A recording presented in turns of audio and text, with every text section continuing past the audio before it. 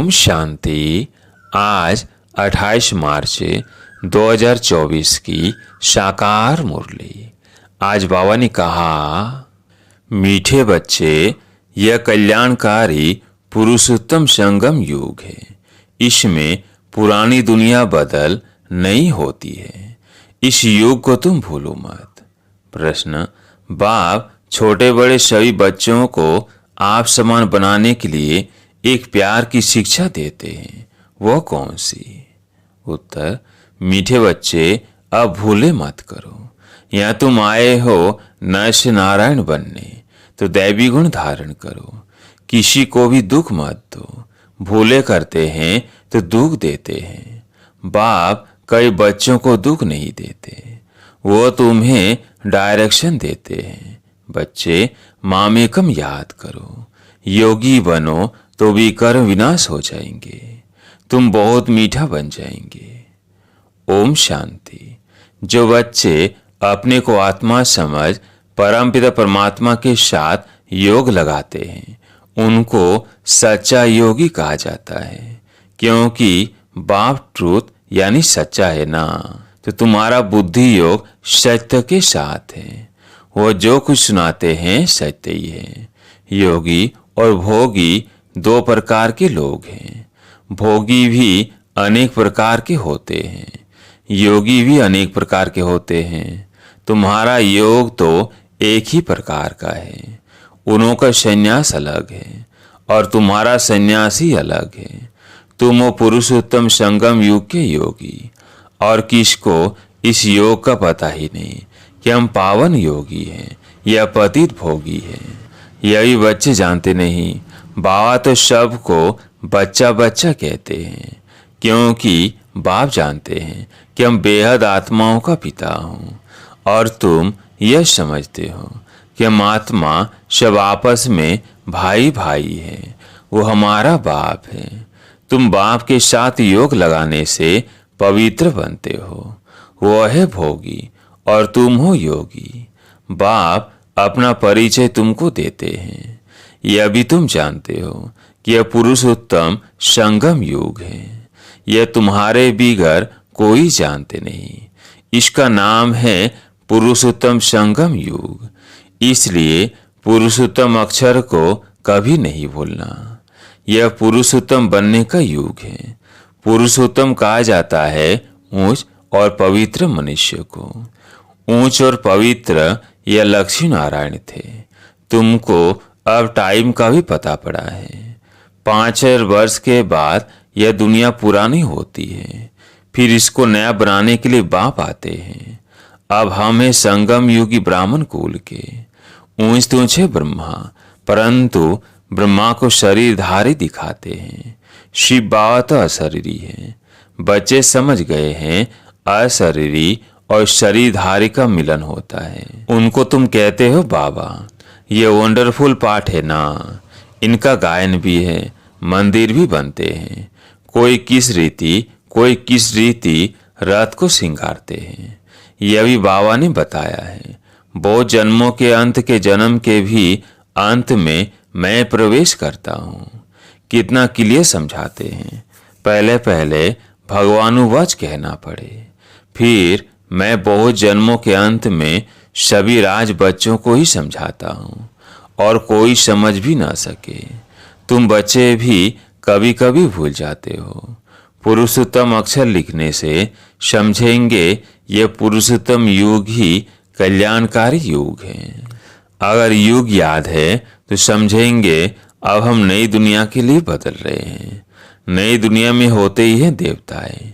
युगों का भी अब तुमको पता पड़ा है। बाप समझाते हैं, मीठे बच्चे, संगम युग को कभी भूलो मत। यह भूलने से सारा ज्ञान भूल जाता है। तुम बच्चे जानते हो अब हम बदल रहे हैं। अब पुरानी दुनिया भी बदल नहीं होनी है। बाप आकर दुनिया को भी बदलते हैं तो बच्चों को भी बदलते हैं। बच्चे बच्चे तो सभी को कहते हैं। सारी दुनिया की जो भी आत्माएं हैं सब बच्चे हैं। सब का पार्ट इस ड्रामा में है। चक्र को भी सिद्ध करना है। हर एक अपना अपना धर्म स्थापन करते हैं। यह देवी देवता धर्म शिवाय बाप के कोई स्थापन कर न सके। यह धर्म कोई ब्रह्मा नहीं स्थापन करते। नई दुनिया में है देवी देवता धर्म और पुरानी दुनिया में सब मनुष्य ही मनुष्य हैं। नई दुनिया में देवी देवताएं होते हैं, देवताएं पवित्र हैं। वहाँ रावण राज्य ही नहीं। बाप तुम बच्चों को रावण पर विजय प्राप्त कराते हैं। रावण पर विजय प्राप्त होते ही राम राज्य शुरू हो जाता है।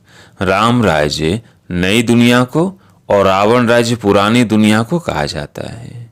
राम राज्य कैसे स्थापन होता है यह तो तुम बच्चों के सिवाय कोई जानते नहीं। रचयिता बाप बैठ तुम बच्चों को रचना का राज समझाते हैं। बाप है रचयिता, बीज रूप। बीज को कहा जाता है वृक्षपति। अब वो जड़ बीज है, उनको तो ऐसे नहीं समझेंगे। तुम जानते हो बीज से ही सारा झाड़ निकलता है। सारे विश्व का कितना बड़ा झाड़ है। वह है जड़ और यह है चैतन्य, सच्चित आनंद स्वरूप। मनुष्य सृष्टि का बीज रूप बाप है। उससे कितना बड़ा झाड़ निकलता है। मॉडल तो छोटा बनाते हैं, मनुष्य सृष्टि का झाड़ सबसे बड़ा है। ऊंच तुंज बाप नॉलेज फूल है। उन झाड़ों की नॉलेज बहुतों को होती है। इसकी नॉलेज तो एक बाप ही देते हैं। अब बाप ने तुम्हें हद की बुद्धि बदल बेहद की बुद्धि दी है। तुम इस बेहद के झाड़ को जान गए हो। कितना बड़ा पोलार इस झाड़ को मिला हुआ है। बाप बच्चों को बेहद में ले जाते हैं। अब सारी दुनिया ही पतित है, सारी सृष्टि ही हिंसक है। एक दो की हिंसा करने वाले हैं। अब तुम बच्चों को ज्ञान मिला है। अहिंसक सिर्फ एक ही देवता धर्म होता है सतयुग में। सतयुग में सभी पवित्र सुख शांति में रहते हैं। सब मनोकामनाएं एक ही जन्म के लिए पूरी हो जाती है। सतयुग में कोई कामना नहीं। अनाज आदि सब कुछ अथा मिल जाता है। यह बॉम्बे पहले नहीं थी। देवताएं खारे यानी सागर के किनारे जमीन पर नहीं रहते हैं। मीठी नदियां जहां थी वहां देवताएं थे। मनुष्य थोड़े थे। एक एक को बहुत जमीन होती है। सतयुग में है ही वॉइसलेस वर्ल्ड। तुम योग बल से विश्व की राजा ही लेते हो। उसको ये राम राज्य कहा जाता है। पहले पहले नया झाड़ बहुत छोटा होता है। पहले थूर में एक धर्म था, फिर फाउंडेशन से 3 ट्यूब निकलती है। एक जैसे फाउंडेशन है देवी देवता धर्म का। थूर से टाल टालियां छोटी छोटी निकलती है। अब तो इस झाड़ का थूर ही नहीं है और कोई ऐसा झाड़ होता ही नहीं है। इनका मिसाल भी बड़ के झाड़ से एक्यूरेट है। बड़ का झाड़ सारा खड़ा है लेकिन थूर है ही नहीं, सूखता भी नहीं। सारा झाड़ हरा भरा खड़ा है। बाकी देव देवता धर्म का फाउंडेशन है नहीं। थूर तो यही है ना। राम राज्य अथवा देवी देवता धर्म भी थूर में ही आ जाता है। बाप कहते हैं हम 3 धर्म स्थापन करते हैं। यह सब बातें तुम संगम युगी ब्राह्मण ही समझते हो। तुम ब्राह्मणों का है छोटा सा कुल। छोटे छोटे मठ पंथ निकलते हैं ना। अरविंद आश्रम है, कितना जल्दी जल्दी वृद्धि को पाते हैं क्योंकि उनमें विकार के लिए कोई मना नहीं। यहाँ बाप कहते हैं काम महाशत्रु है, उन पर विजय पानी है। ऐसे कोई और कह न सके, नहीं तो उनों के पास भी हंगामा हो जाए। यहाँ तो है ही पतित मनुष्य, तो पावन बनने की बात नहीं सुनते। कहते हैं विकार बिगर बच्चे कैसे पैदा होंगे। उन विचारों का भी दोष नहीं है। गीता पाठी कहते भी हैं भगवानुवाद काम महाशत्रु है। उनको जीतने से जगत जीत बनते हैं परंतु समझते नहीं हैं। वह जब ये अक्षर सुनाते हैं तो उनको समझाना चाहिए। इस पर बाबा कहते हैं जैसे हनुमान दरवाजे पर जुतियों में बैठता था। बाबा भी कहते हैं, जाकर किनारे बैठ सुनकर आओ, फिर जब ये अक्षर कहें तो पूछो इसका रहस्य क्या है। जगत जीत तो यह देवताएं थे, देवता बनने लिए तो इन विकारों को छोड़ना पड़े। यह भी तुम कह सकते हो। तुम ही जानते हो कि अब राम राज्य की स्थापना हो रही है। महावीर भी तुम हो, इसमें डरने की कोई बात नहीं है। बहुत प्यार से पूछना चाहिए, स्वामी जी आपने बताया कि इन विकारों पर विजय पाने से विश्व के मालिक बनेंगे, लेकिन आपने यह तो बताया नहीं कि पवित्र कैसे बने। अब तुम बच्चे पवित्रता में रहने वाले महावीर हो। महावीर ही विजय माला में पिरोए जाते हैं। मनुष्यों के कान तो रॉन्ग बातें सुनने पर हिरे हुए हैं। तुमको अब रॉन्ग बातें सुनना पसंद नहीं आती। राइट बातें तुम्हारे कानों को अच्छी लगेंगी। Hear no evil. मनुष्यों को सुजाग तो जरूर करना है। भगवान कहते हैं पवित्र बनो। सतयुग में सब पवित्र देवताएं थे, अब सब अपवित्र हैं। ऐसे ऐसे समझाना चाहिए। बोलो हमारे पास यह सत्संग होता है, उसमें यह समझा जाता है कि काम महाशत्रु है। अब पवित्र बनना चाहते हो तो एक युक्ति से बनो। अपने को आत्मा समझ भाई भाई की दृष्टि पक्की करो। तुम बच्चे जानते हो, पहले पहले यह भारत बहुत भरपूर खंड था। अब खाली होने कारण हिंदुस्तान नाम रख दिया है। पहले भारत धन दौलत पवित्रता सुख शांति सबसे भरपूर था, अब है दुखों से भरपूर। तब पुकारते हैं हे दुख हरता सुख हरता। तुम कितना खुशी से बाँव से पढ़ते हो। ऐसा कौन होगा जो बेहद के बाँव से बेहद सुख का वर्षा नहीं लेगा। पहले पहले अलग समझना है। अलग को न जाना तो कुछ भी रहस्य बुद्धि में आएगा ही नहीं। तो बेहद का बाप जो बेहद का वर्षा देते हैं, जब ये नीचे बैठे तब आगे बढ़े। बच्चों को बाप से कुछ भी प्रश्न पूछने की दरकार नहीं है। बाप पतित पावन है, उनको ही तुम याद करते हो। तुम उनकी याद से ही पावन बनेंगे। मुझे बुलाया ही इसलिए है। जीवन मुक्ति है भी सेकंड की, फिर भी याद की यात्रा समय ले लेती है। मुख्य याद की यात्रा में ही विघ्न पड़ते हैं। आधा कल्प देह अभिमानी रहे हैं, अब एक जन्म देही अभिमानी बनने में मेहनत है। इनके लिए ब्रह्मा बाबा के लिए भी बहुत सहज है। तुम बुलाते भी हो बाप दादा, यह भी समझते हैं बाप की सवारी हमारे सिर पर है। बहुत उनकी महिमा करता हूँ, बहुत प्यार करता हूँ। बाबा आप कितने मीठे हो, हमको कल्प कल्प कितना सिखलाते हो, फिर आधा कल्प आपको याद भी नहीं करेंगे। अब तो बहुत याद करता हूँ। कल हमारे में कुछ भी ज्ञान नहीं था, जिसकी पूजा करते थे। हमको यह थोड़ी मालूम था कि हम यह बन जाएंगे। अब तो वंडर लगता है, योगी बनने से फिर देवी देवता बन जाएंगे। मेरे भी सब बच्चे हैं। यह बाबा बहुत प्यार से बच्चों को संभालते हैं, इनकी पालना करते हैं। यह भी हमारे समान नर से नारायण बन जाएंगे। यहाँ तुम आए हो इसलिए कितना समझाता हूँ। बच्चे बाप को याद करो, दैवी गुण धारण करो, खान पान की संभाल करो।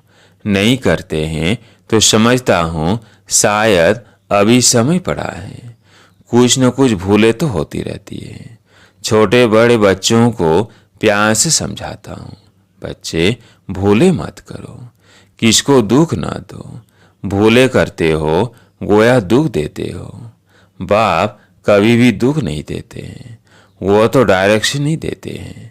मामेकम याद करो तो विकर्म विनाश हो जाएंगे, बहुत मीठा बन जाएंगे। ऐसा मीठा बनना है, दैवी गुण धारण करने हैं। पवित्र बनो। यहाँ अपवित्र के आने का हुक्म नहीं है।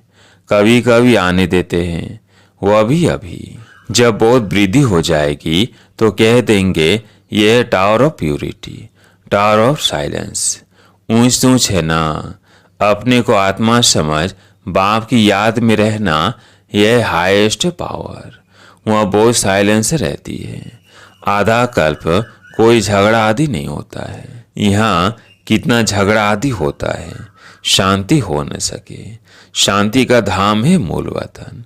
फिर शरीर धारण कर विश्व में पाठ बजाने आते हैं तो वहाँ भी शांति रहती है। आत्मा का सौधर्मी शांति है।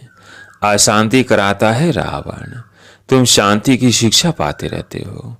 कोई गुस्से में होता है तो सबको अशांत कर देता है। इस योग बल से तुम्हारे से सारा कीचड़ा निकल जाता है। पढ़ाई से कीचड़ा नहीं निकलता है।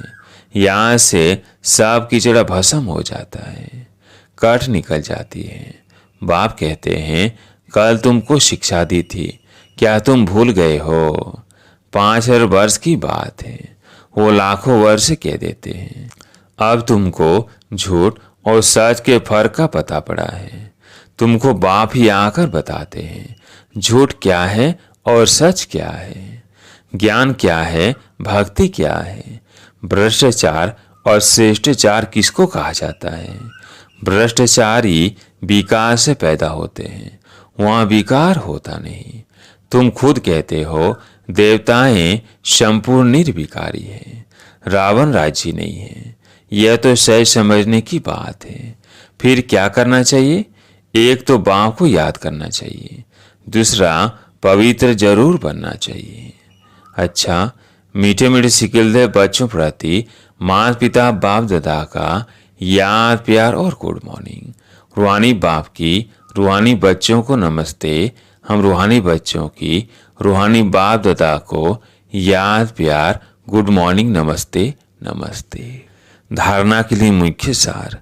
पहला पॉइंट है पवित्र बनने में महावीर बनना है।